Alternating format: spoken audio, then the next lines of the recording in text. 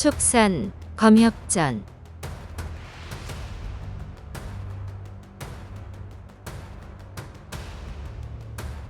48화 괴수 목발과 주과. 자줏빛 검광이 저절로 날아가 목발을 토막내고 푸른 산 절경이 폭우에 젖으니 아미산을 그리네.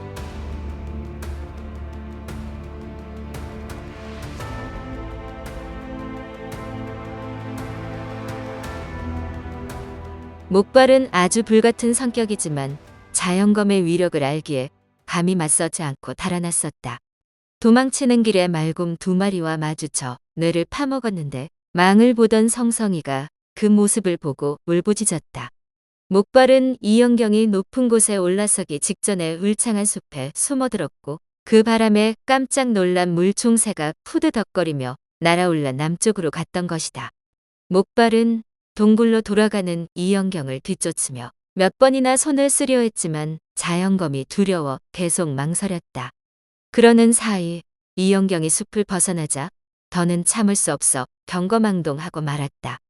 본래 뒤에서 급습해 이영경 머리통을 단숨에 박살낼 심산이었다. 그러나 뒤따르던 성성이들이 말곰 사체를 발견한 후 목발이 나타날까봐 경계심을 높인 상태였다. 더구나 성성이는 눈과 귀가 아주 밝아 목발이 날아드는 순간 바로 알아보고 괴성을 질렀다.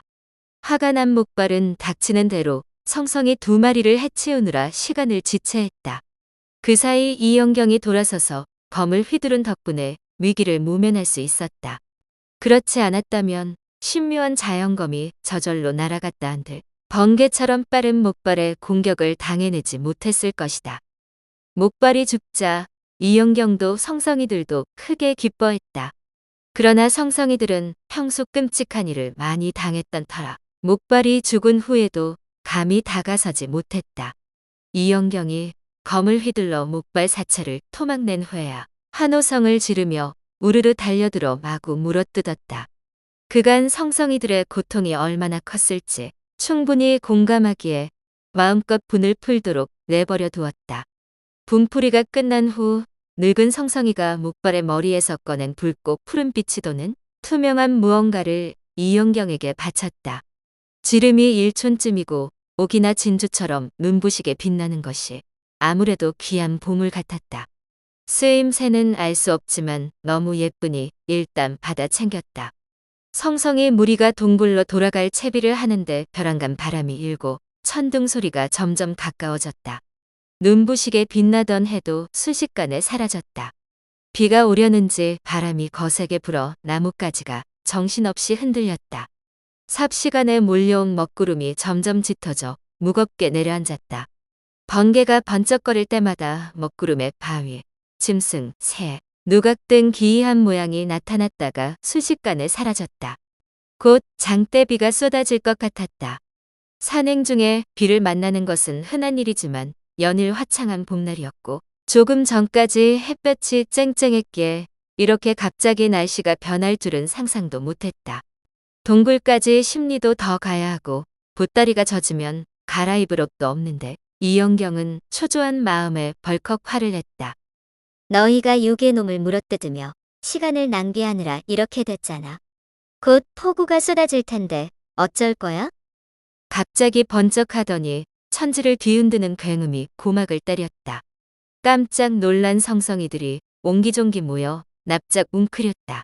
이영경은 잠시 숲에서 비를 피해야겠다고 생각했다. 저 멀리 10장 밖에 엄청난 장대비가 퍼부어 그 뒤로 아무것도 보이지 않았다. 쏴야 쏴야 거센 바람까지 몰아치고 마치 수천 마리의 말이 질주하는 것 같은 굉음에 천둥까지 이어지니 귀가 멍멍할 지경이었다. 처음에는 폭우가 동쪽 하늘을 지나가는 줄 알았는데 주위를 둘러보니 이영경을 중심으로 사방 10장 밖에는 물웅덩이가 고일 만큼 엄청난 비가 쏟아지는데 그 안으로는 비 한 방울 떨어지지 않았다. 정말 놀랍고 신기했다. 혹시나 해서 수십 걸음 이동해 봤는데 역시나 이영경 자신이 중심이었다. 혹시 자연검 때문일까? 이미 시간이 늦어 오늘도 동굴에서 자야 할 것 같았다. 하늘이 갈수록 어두워지고 빗방울도 굵어졌다. 비가 그칠 기미가 보이지 않으니 그나마 길이 보일 때 서둘러야 했다. 성성이들이 죽거나 다친 동료를 둘러엎고 이영경 옆에 바짝 붙어 천천히 걸음을 옮겼다. 폭우가 쏟아지니 웅장하고 험준한 산봉우리마다 수많은 물줄기가 생겨 폭포를 이루었다. 10장 이내는 길이 보이지만 그 너머는 짙은 안개 때문에 흐릿했다.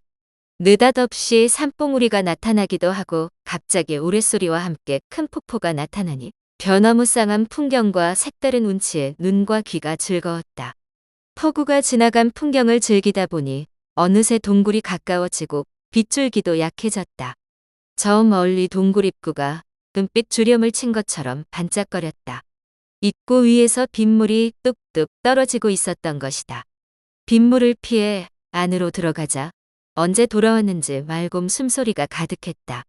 한가운데 거대한 바위와 삼척 너비로 터놓은 길을 제외하고 온통 맑음 천지였다. 이영경이 훌쩍 뛰어올라 바위에 앉자 말곰들이 일제히 환호하며 납작 엎드려 계속 절을 하였다. 너무 시끄러워 큰 소리로 꾸짖었더니 순식간에 조용해져 녀석들 숨소리만 들렸다. 이렇게 후렴할 수 있으니 마치 왕이 된 것 같아 너무 신났다. 그 사이 빗방울이 조금 잦아들고 서서히 어둠이 깔렸지만 동굴 안은 여전히 밝았다. 이영경은 문득 동굴을 밝히는 보물이 생각났다. 검을 쥔 채 바닥으로 뛰어내려 보물을 찾기 시작했다. 반나절이나 샅샅이 뒤졌지만 한밤중이 되도록 아무것도 찾지 못했다. 그래도 하수오를 먹은 후 몸이 가뿐하고 허기도 느끼지 않았기에 지친 기색은 전혀 없었다. 날이 밝을 때까지 찾다 쉬다를 반복하며 동굴 한가운데 거대한 바위를 몇 번이나 오르내렸지만 결국 헛수고였다. 맑은 무리는 이영경이 다가갈 때마다 조용히 귀를 터줄 뿐 별다른 반응이 없었다. 반면 늙은 성성이는 이영경의 뜻을 아는지 함께 동굴 안을 돌아다녔고 간간히 특이한 돌을 주워 건네기도 하였다. 한 번은 투명하게 빛나는 돌 2개를 받아들고 어두운 동굴 밖으로 달려나가 확인해 보았지만 보물이 아니었다. 답답한 마음에 뒤따라온 늙은 성성이에게 다그치듯 물었다. 동굴 안이 어떻게 이렇게 대낮처럼 밝은지 아니? 늙은 성성이가 고개를 절레절레 흔들었다. 이영경은 비록 원하는 답은 얻지 못했지만 제 뜻을 알고 도우려는 늙은 성성이가 신통하기 그지없었다. 넌 참 대단하구나. 같이 가서 아미산 석굴을 지켜주면 좋을 텐데. 그러자 성성이가 이영경 옷소매를 잡아당기더니 넙죽 엎드려 절을 하였다. 이영경의 말을 알아들은 것 같았다. 보아하니 너도 가고 싶은 모양이구나. 그럼 내가 떠난 후 함부로 생명을 해치지 말고 바르게 살아야 해. 검선이 되면 바로 데리러 올게. 늙은 성성이가 또 고개를 저었다. 하지만 이영경은 더 이상 신경 쓰지 않고 다시 동굴을 뒤졌다. 늙은 성성이가 무슨 생각인지 이영경 옷소매를 잡아 끌고 가 바위에 앉혔다. 그리고 긴 휘파람 소리를 내자 100마리가 넘는 성성이들이 날쌔게 뛰어다니며 보물을 찾기 시작했다. 이영경이 앉은 바위를 빼고 온 동굴을 뒤졌지만 아무것도 찾지 못했다. 처음에는 오랫동안 이 동굴에 살았던 성성이들이 직접 나섰으니 금방 찾을 수 있지 않을까 기대했다. 하지만 결국 소득이 없어 여간 실망스럽지 않았다. 보물을 찾으면 날이 밝는 대로 서둘러 아미산에 돌아갈 생각이었는데 보물은커녕 이틀 내내 장대비가 주룩주룩 쏟아지는 통에 떠날 수도 없었다. 사흘째 아침 드디어 동굴 밖에서 맑은 하늘과 붉은 해를 맞이했다. 붉은 꽃잎이 곳곳에 어지러이 떨어졌고 나뭇가지마다 젖은 날개를 푸득이며 요란하게 지저귀는 물총새가 그득했다. 저 멀리 겹겹이 이어진 수백 개의 산봉우리가 묵은 때를 씻어내고 푸르름이 짙어지니 깊은 골짜기가 더욱 그윽해졌다. 여기저기 큰 비가 만들어낸 폭포가 괴능과 함께 쏟아지고 온 산의 풀과 꽃이 더욱 푸르고 싱그러워진 가운데 화사한 햇살이 비추니 그야말로 한 폭의 그림 같은 절경이었다. 이영경은 한동안 맑고 푸른 하늘 아래 펼쳐진 산골짜기의 봄 풍경을 만끽했다. 그러던 중 산들바람이 불어와 매화 꽃잎이 눈송이처럼 날리자 불현듯 아미산 석굴이 그리웠다. 이영경은 워낙 거침없고 씩씩해서 그동안 주저없이 당당하게 짐승들을 부렸다. 말곰과 성성이 무리는 말은 통하지 않았지만 은혜에 보답하려 이영경을 신처럼 떠받들었다. 이들은 은인이 곧 떠날 것을 직감하고 줄지어 늘어서더니 공손히 엎드렸다. 늙은 성성이만 이영경 곁을 맴돌며 계속 눈치를 살폈다. 이영경이 짐을 챙겨 나와 길을 떠나려 하자 짐승들이 목을 빼고 길게 울었다. 성성의 울음소리는 처량하고 말곰 울음소리는 골짜기를 뒤흔드는 거대한 울림이었다. 일부는 인간 사이에서도 보기 힘든 진심이 담긴 눈물을 흘리기도 하였다. 이영경은 이 울음소리가 너무 싫어 며칠 동굴에 지내는 동안에도 우는 소리가 나면 바로 꼬집곤 했었다.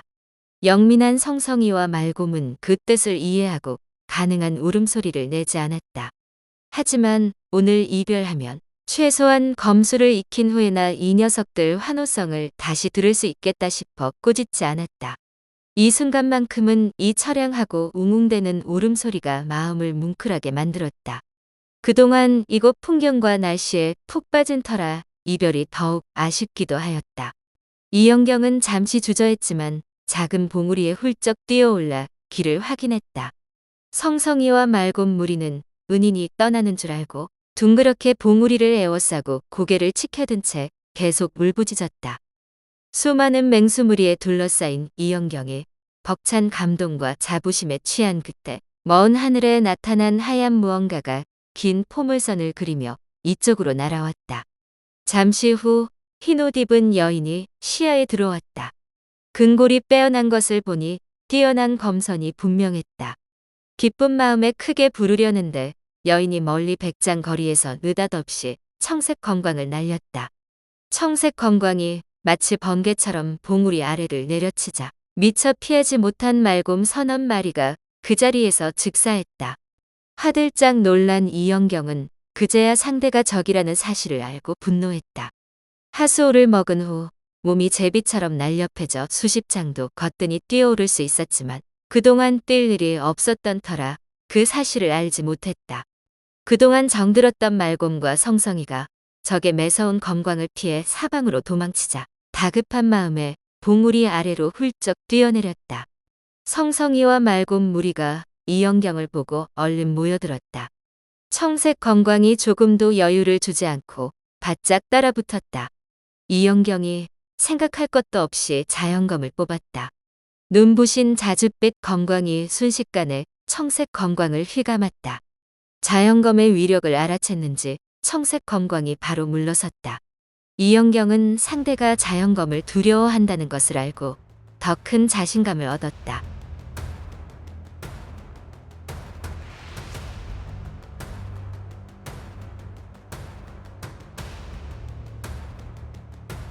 다음 화에서 이어집니다. 더 좋은 콘텐츠를 제작하기 위하여 구독과 좋아요, 알림 설정 부탁드려요.